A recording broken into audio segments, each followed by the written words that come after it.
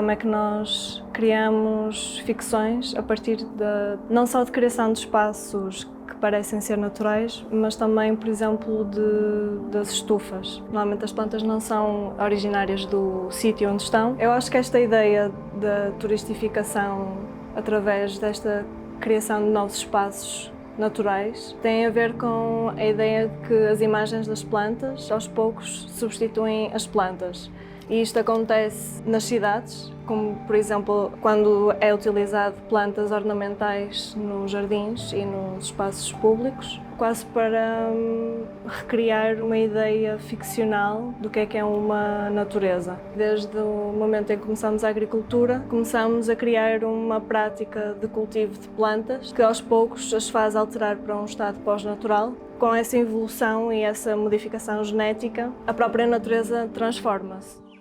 The translocation of vegetal beings has been a constant movement throughout our histories. A instalação Growth Room cria essa subtileza entre o que é artificial e natural, porque a construção desse espaço tem a ver com uma necessidade capitalista, que é o rápido crescimento de plantas. No entanto, esse crescimento de plantas é uma coisa natural, que não pode ser forçada através de máquinas ou tecnologias. Para mim, o que mais interessava nessa instalação era substituir os corpos vegetais pelos corpos humanos. Como é que uma planta cresce e como é que nós podemos experienciar uma espécie de crescimento também através de um lugar que é completamente artificial, mas que, no entanto, pode recriar respostas que são naturais ao nosso corpo, porque era uma sala bastante quente. Uma das reações é estarmos primeiro a suar e depois mais abafados e isolados também, no fundo, do resto do mundo e do ambiente. Como é que nós conseguimos conviver com a natureza e com a tecnologia de forma a criar relações mais saudáveis e também como é que nós continuamos a produzir os nossos sistemas humanos, capitalistas, porque eu acho que é um bocado difícil fugir, mas também culturais e políticos a partir de um ponto de vista de coexistência.